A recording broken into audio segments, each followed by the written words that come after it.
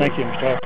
So what I would ask you guys, even on a personal level, because we've tried to find people that will do their job, basically. How many copies of this warrant have you got? I've only got that one on me, but I'd be happy to leave that with you guys. Because that'd be great. Please.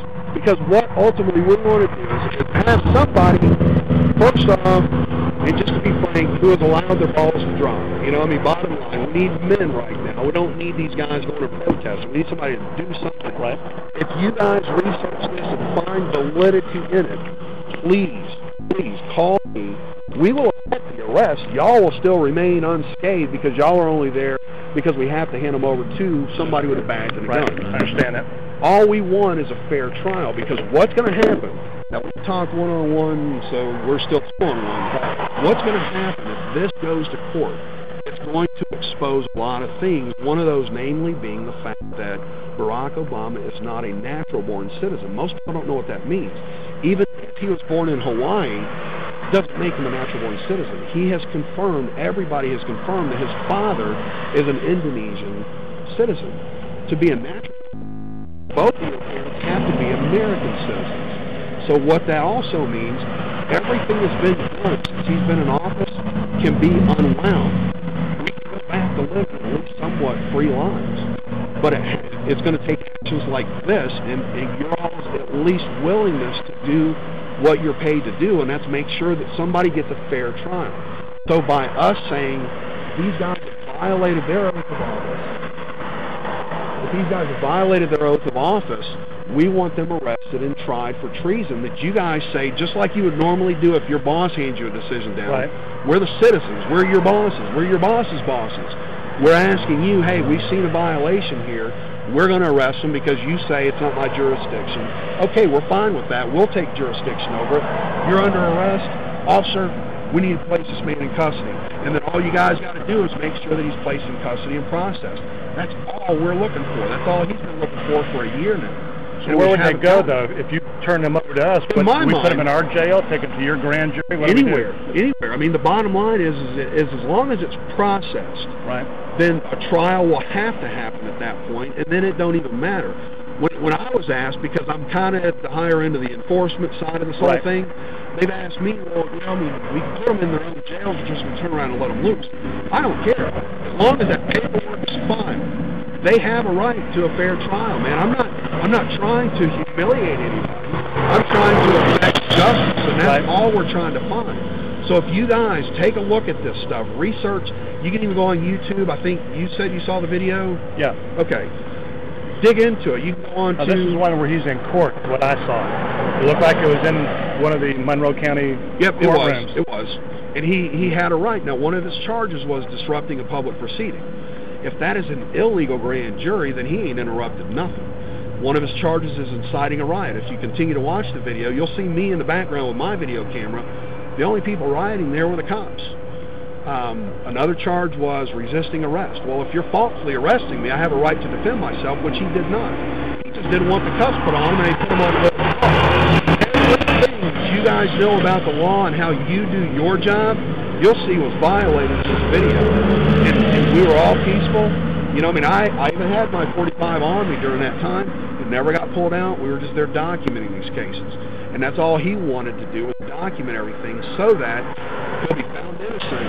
And if they today say, okay, we're going to drop all the charges because we don't like all these people in our town, all this publicity, boom, guess what? You just admitted your guilt that you falsely arrested this guy. So once again, they should be arrested, and that's why I'm asking you guys. When you say they, who are you talking about arresting? The judge, everybody on that list, okay. And he's got them on there, and there's lengthier forms. What are you going to arrest them for? Are they going to be arrested for treason, or what have they done? The judges, ultimately, the chief of police, and the sheriff. Official oppression. There's a whole bunch of charges, and again, I'm not the guy that wrote it, so I don't know everything. But ultimately, for treason. Because they have instilled, and I read it to him, a rival government, and it's written on there, according to the Constitution and everything else. They have instilled a rival government, which is ultimately a declaration of war against these citizens and against the state and against this country. So what charges would you be applying against them when you take them into custody with this warrant? I don't know. I mean, that's it. The other guy was basically going to read them off, but I think it's ultimately going to be read. Okay. This warrant would be read. And then at that point, they would be placed into custody and, officer, turn this man over to you. I don't have handcuffs. Right. So I mean, we would need somebody like you guys there. And I can't tell you how much I appreciate you guys listening, because most people, hey, man, we're not going to go against our buddies up here.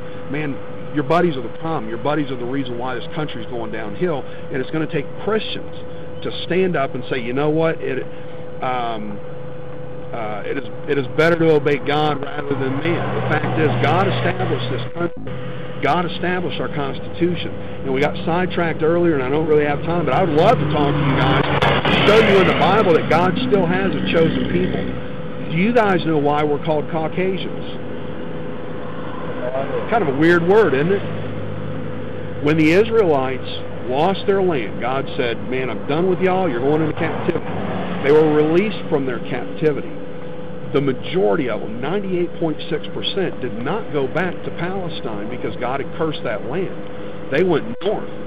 From Persia, modern-day Iran, Iraq, they went north to go find some more property. By going north, they crossed between the Black Sea and the Caspian Sea, which is divided by a mountain range called the Caucasus Mountains. They became known as Caucasians. You are God's chosen people by birth. It has nothing to do with calling yourself a Christian. That's why when God made that promise to Abraham that I was saying before, right, to multiply his seed, there ain't that many Jews in Israel, and even if you took them all around the world and put them together, they'd all fit over there. That makes God's promise look like a joke. But the fact is, he told David while David was on the throne, that moreover, I have another place appointed for my people Israel. God knew all along, and I can show you in the Bible. Now that y'all have I'll make sure y'all can. Because it was so cool to talk about, but I will show you in the Bible that God looked ahead at the reestablishment of his people Israel in the year 1776. It blew my frickin' mind out of the water, but it's all right there in the Bible. And it's not even that much. Just most people skip right over it because they read the Bible instead of studying. Right. So, I mean, all that being said, that gave me the motivation. God said that I'm going to put them in a land and they will not be removed. Right. I don't have a choice to fight for this country. And unfortunately, if it comes down that I got to fight you guys, man, I don't have a choice. This is my country. But we're reaching out as oath keepers to say, look, man, we're on the side. We need you guys to think. You have the right and you have the duty. This is Oath Keepers' mission. You have the duty to disobey and stand down from any unlawful order.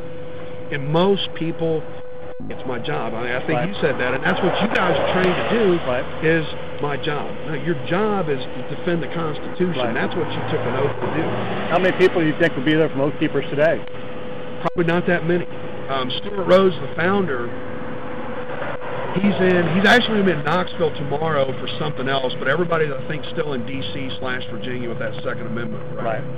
So, I mean, that's one reason why we're probably just more or less going to be a bunch of protesters here today.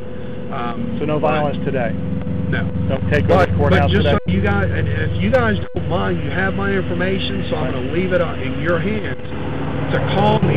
I'll keep you guys abreast one-on-one. Good, I like that. Because we fully intend on effecting these arrests, and it's, again, not going to put you guys in a bad light at all, but I'm telling you as a citizen, you don't have a choice but to take these people from us, put them in custody, and then let the court system work for itself. That's all we want to do. But you're saying don't go through the local court system, you'll have your own grand jury and court system. Peacekeepers or Oath Keepers?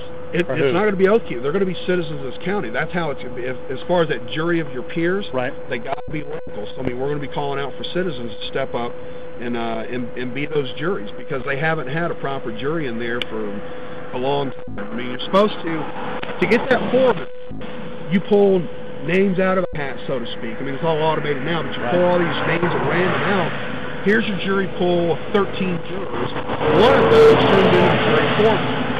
There's no way this guy could be the jury foreman for 27 years.